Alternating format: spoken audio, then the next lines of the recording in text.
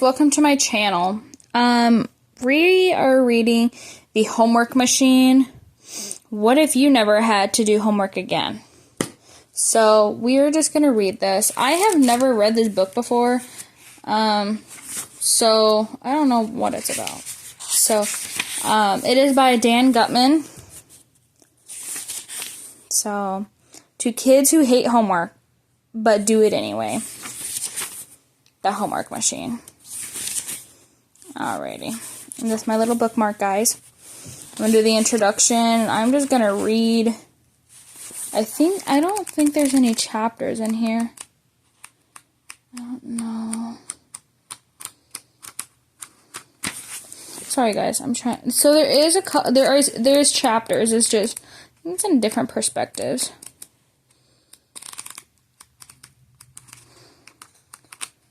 Alrighty. Well, I'm just going to start reading. Introduction. Police Chief Rebecca Fish, Grand Canyon, Arizona. Seen a lot of strange stuff go down in the 10 years working here. Probably has something to do with being so close to the canyon. Having a mile-deep hole in your backyard brings out the weirdness in folks. I remember the time that gambler from L.A. lost a bet in Las Vegas, and his friends drove him up here, forced him to parachute into the canyon. Guy almost died. You get all kinds of this part of the country. The canyon attracts them like flies to dogs do. Ew.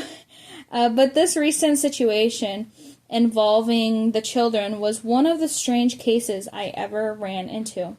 We called in everyone who had anything to do with what happened and taped their private testimony for the record. Far as I'm concerned, this case is closed and shut. Let's hope these 4 students learned their lesson. This'll never happen again. That's for darn sure. Chapter 1. September. Okay. Sam Dawkins, grade 5. The police lady saw me and Brenton and Judy and Kelsey have to each other come in separately and talk about what happened. Okay, so here goes. Is this thing on? My name is Sam Dawkins, but everyone calls me Snickwad on account of that's my last name spelled backwards. Dawkins. Snickwad. Get it? Some kids call me Snick. It's kind of cool. Beats having a nickname like Boogerface or Fart Boy or something stupid like that. I was new to the school. I didn't know anything. And I didn't get kicked out of my old school because I refused to get a haircut. That's a lie. I don't know how that rumor got started. I don't care if you believe me. That's the truth. Anyway, my parents moved here from Oregon. My dad was in the Air Force, and that's why we moved to Arizona. He was assigned to Luke Air Force Base near Phoenix. The bottom line is, we messed up. Stuff happens. We're not perfect. We all feel bad. We won't do it again. What are you going to do? Throw us in jail? That's my statement. What, you need more than that? Details? Okay. What do you want to know? Kelsey Donnelly? Grade 5. My name is Kelsey Donnelly. I really don't see the reason why we gotta do this. The police lady told me that I have to make a statement in private and tell the whole story of what happened from the beginning of September, like I'm a creep or something. I barely remember what happened last week. Forget about way back in September. Look, we're sorry about what happened. We were just having a little fun, and it got out of hand. It's not like we've robbed a bank or anything. That's my statement. I can't believe I have to spend my summer in this room with a tape recorder when I could be out having fun. Can I go now? Judy Douglas, grade 5. My name is Judy Douglas. My mom works at home, and my dad works from the National Park Service. He cuts down dead trees and does controlled burns to prevent forest fires. The whole thing started because certain people who shall remain nameless did some thoughtless things that I don't need to discuss here. This is so unfair. I have almost straight A's, and I'm in a GNT program that's gifted and talented. I would never break the law or do anything dishonest. Things just got out of control. The next thing we knew, we had to go talk to the police. Do you have any idea and how humiliating this entire ordeal has been for me? Do you know how upset my parents were when they found out, and now this is going to be on my permanent record? Probably for the rest of my life? If this keeps me out of law school someday, I will be so angry. I'll sue. That's what I'll do. Well, if I get into law school, I'll sue. But if I get into law school, I won't need to sue. Oh, I just wish I could go to sleep and wake up and find out if it was all a dream, like it never happened. Judy's mom. My first reaction was that it was discrimination. We are one of the few African American families living in this area. When something bad happens to Judy, I can't help but wonder if it is a bigotry at work. But I looked into it, and that wasn't the case. She and others just did a dumb thing, and they got caught. It's as simple as that. And now they're going to have to pay for it. Brenton Damagachi, grade 5. It's interesting how things happen sometimes. If I line up 10 dominoes and I push over the first one and the other one falls one by one, but I leave the first one alone and the other dominoes remain standing, life is like that. The way your life plays out depends on which domino you choose to push over and which one you leave alone. In this case, we pushed over the wrong domino. Can I get a drink of water or something? Miss Russman, 5th grade teacher.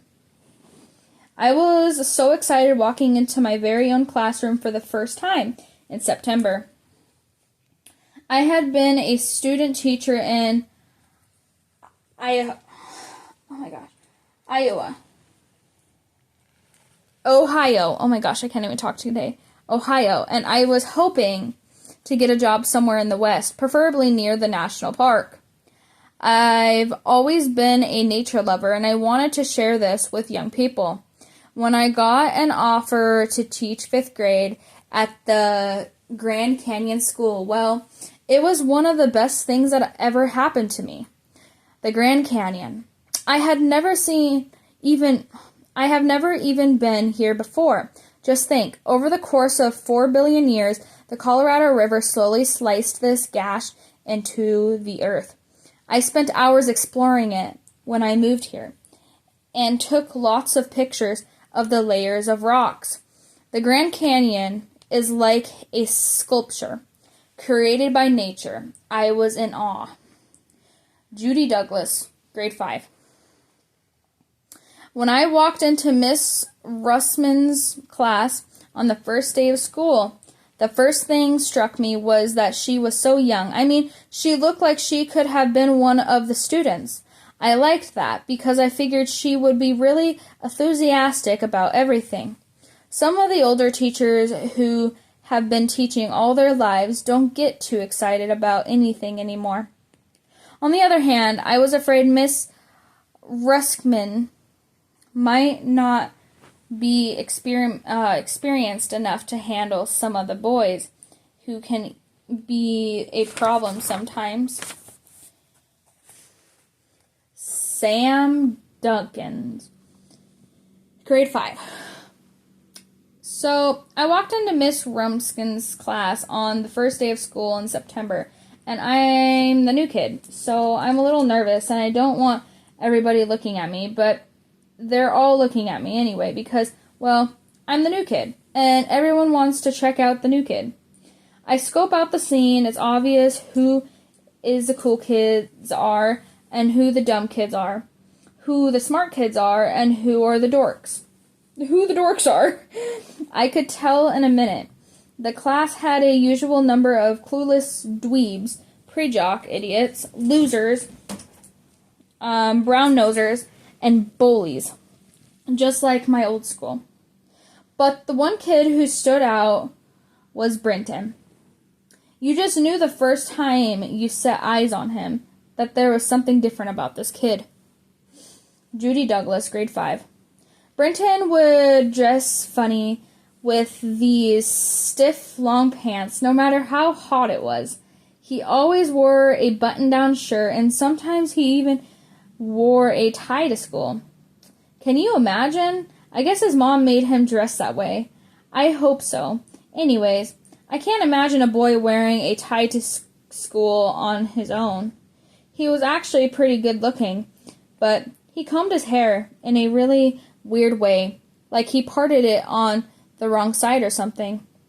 Once I suggested to him that he would look better if he combed his hair the other way. He just looked at me like I was crazy. Like it hadn't even occurred to him that you could change your personal appearance to look better, or that it would matter.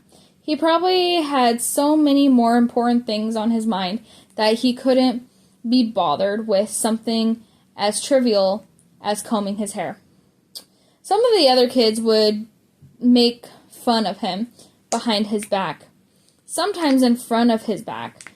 He didn't have any friends. Nobody seemed to know what to make of him. Sam Duncan's grade 5.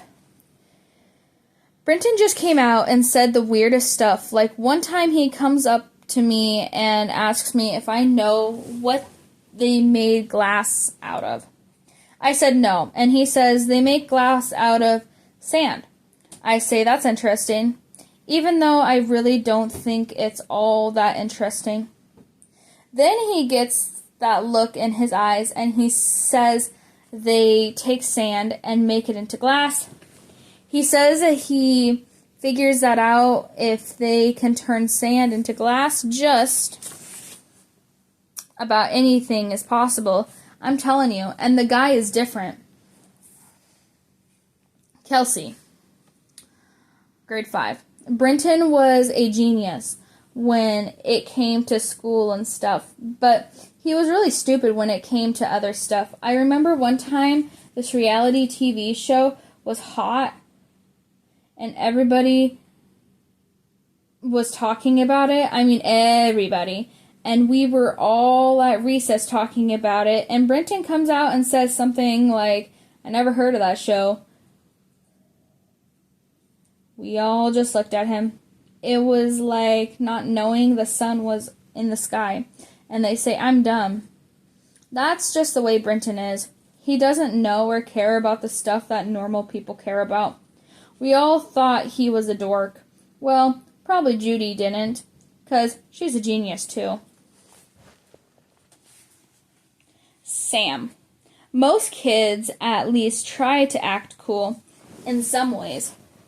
You know, like they'll get t-shirts with cool logos on them, or they'll get a cool bike or listen to cool music. They may not be cool themselves, but they make themselves cool by having cool stuff or hanging around with cool people. But Brenton, he didn't even make an effort. Brenton, grade 5. What does cool mean anyways? Did you know that Abraham Lincoln once said that is cool? That's true. It's true. I looked it up. He said it in his famous Cooper Union speech. Google it if you don't believe me. I feel that a person can change himself or herself no more than a giraffe can decide. It doesn't like having a long neck.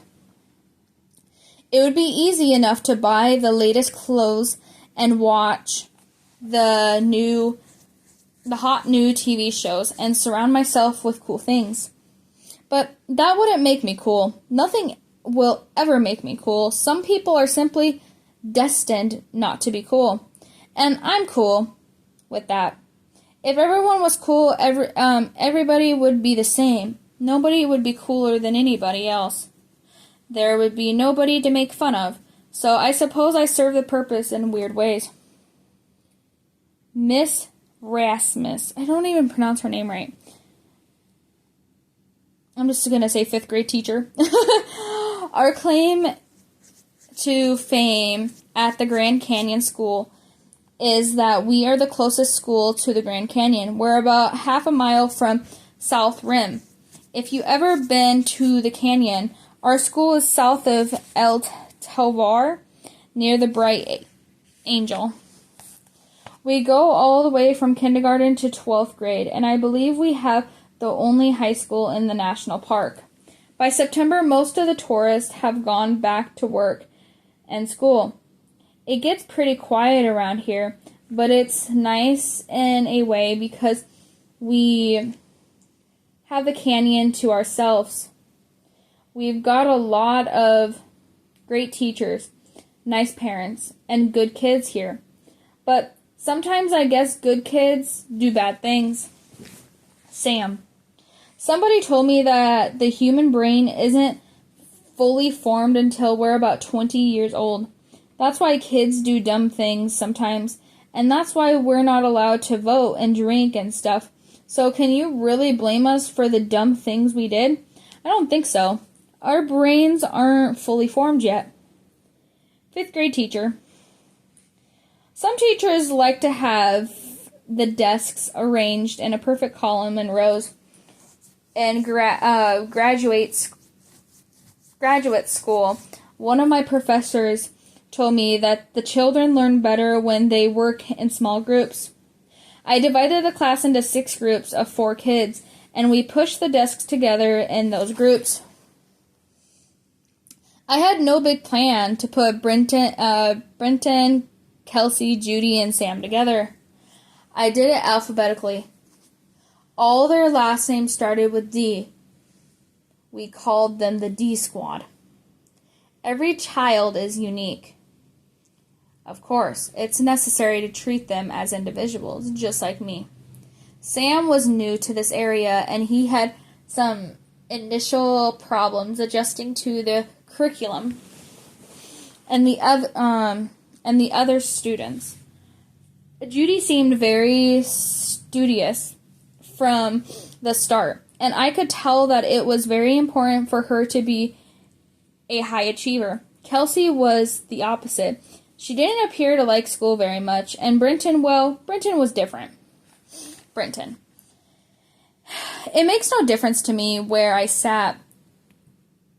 I'll get the same information whether I'm sitting on one side of the room or the other. I don't ordinarily strike up friendships with my classmates. Snike, Judy, and Kelsey pretty much ignored me, and I ignored them. At least in September, it was fine. Brenton's mom. He was always difficult from the moment he was born. I don't think he ever cried when he was a baby. Not even once. When he was hungry, he would just look at me with this look that said, if I could speak, I would be saying, I need a bottle. He spoke very early. He had no interest in watching television or playing with other children. Instead, he would play chess against himself. He taught himself how to play the piano as soon as he was big enough to climb up on the bench. When he was just 6, he wrote a concerto, really? And that's what he called it, too. my concertor. I don't know where he got the word concertor. I still don't know what it means. He was very special. Brenton. I was thinking of starting a club for kids like me who don't particularly enjoy the company of other people. We could call it the Antisocial Club. We could hold meetings and talk about the best ways to avoid other people. But then I decided the best way to avoid other people would be not to start a club. Kelsey. The good thing about sitting at Brenton's table was that you could copy answers off of him. He knew everything, and he didn't care if you peeked at his papers. That's the only reason I got a B in math for the first marking period. I copied off Brenton. Sam. What did I think of the other kids at my table when I first met them? Let me think. First impression, Judy, stuck up. Kelsey, a loser. Brenton, mutant dork from another planet. I was the only cool one. Judy. Oh, I didn't like Snake at all in the beginning. He had really long hair, which I personally think looks terrible on a boy. He had this very smart alecky, I hate the world attitude. It's typical of boys with low self-esteem. I understand he struck me as, I hate to say this, but he struck me as stupid. Kelsey, well, she just didn't seem to care about anything, and I found it very hard to relate to her, because I care so much about everything. She and Snike were not the kind of people I would ever hang around with. Brenton, what can I say about him? I was in awe of him. I've been in Brenton's class ever since first grade, and he was always smarter than me. I tried so hard all the time, and he never seemed like he was trying at all. I was in awe of his natural intelligence. I had never met anyone who was smarter than me. I almost felt like nobody should be allowed to be that brilliant. I never made fun of Brenton the way other kids did. Ronnie. My name is Ronnie. I sat on the other side of the room near the cloak's room. Why do I have to be here? I didn't have anything to do with it. I never wanted to sat with any of those D squad losers. Snickwad is a jerk. Everybody knows he got thrown out of his last school. Personally, I loved it when the four of them got in trouble, and it took the attention off of me. Kelsey, I guess it's all started because of homework. Homework sucks, but I do it, and it would suck even worse to fail. I have to repeat a grade because I didn't do my homework. Sam, I've always been anti-homework, and I'll tell you why. We work at school all day long, then finally 3 o'clock comes and we can go home. And what do we have to do at home? More schoolwork. It's not fair.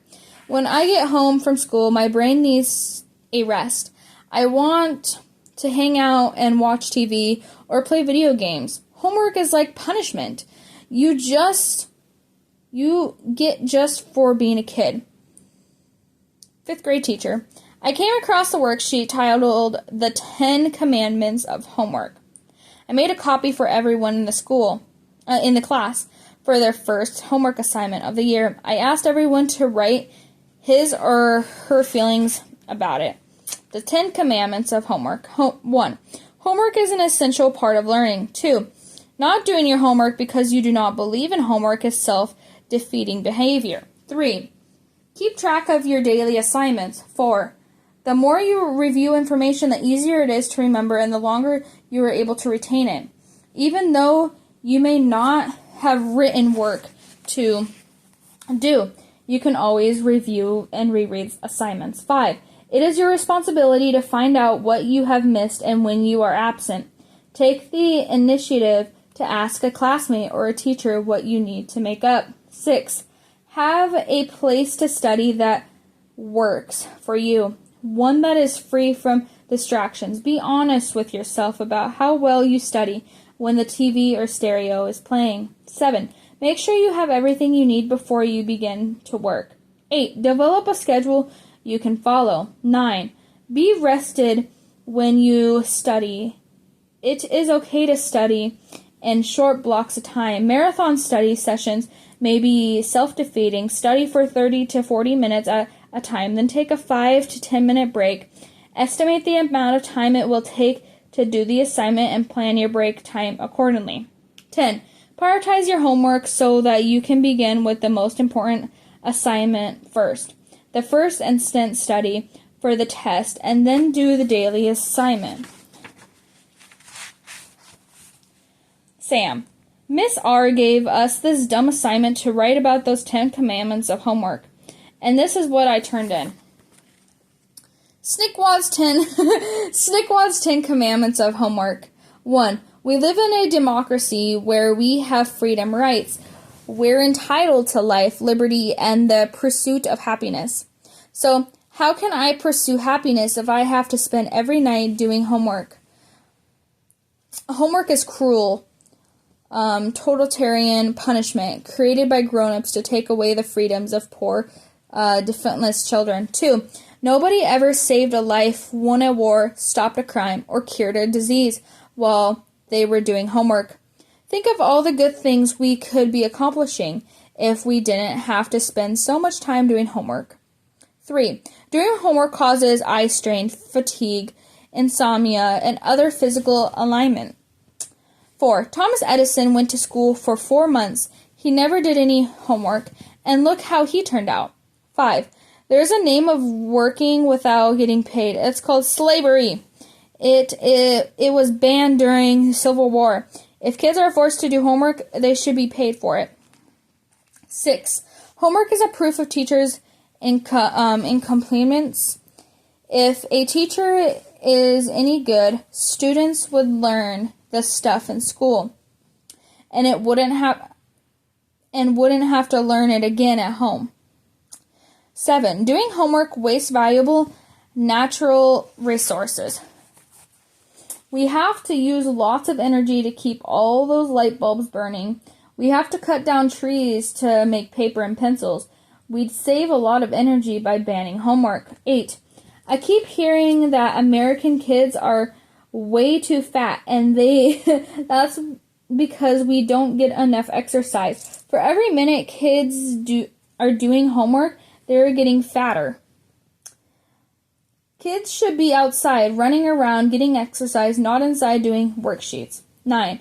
Virtually every known murderer, bank robber, and criminal did homework when they were children. How can we be sure homework didn't cause the criminal behavior? 10. Homework sucks. There should be a constitutional amendment banning it. 5th grade teacher. I didn't like what Sam wrote, but I gave him a B for using his creativity. Sam's mom. We've had to move around a lot, and Sam never got to stay in one school very long. My husband was stationed in Oregon, and we liked living there, but Sam was going through a difficult phase, and he got suspended from school last year. We thought it would be a good idea to move and get a fresh start somewhere else. There is an Air Force base near Phoenix. My husband requested a transfer, and that's what brought us here. That was before the war broke out, of course. Back in Oregon, Sam's supply refused to get a haircut, and he refused to do his homework. We couldn't do anything to help him. What are you supposed to do? Strap your child to a chair and whip him? Kids reach an age when they naturally become defiant. So we made a deal with Sam. He didn't have to get a haircut if he would do his homework. We figured that homework was more important than hair. When it comes to raising kids, you have to choose your battles. His hair looked horrible, but at least he was doing his homework. Judy Douglas, grade 5. Okay, I admit it. I like homework. Kids make fun of me and all, but I think it's necessary and a part of our education. Homework reinforces what we learn in school each day. My friend and I used to go over each other's house and do our homework together. It was fun. It was social. It was a social thing. I always thought SNCC made a big deal out of nothing. It was just homework. 5th grade teacher. Compared to other teachers, I don't even really assign that much homework. I give the students about 45 minutes a night. That's it. And it was a lot different when I was a kid. I remember spending hours every night doing homework, and I practically lived in the library.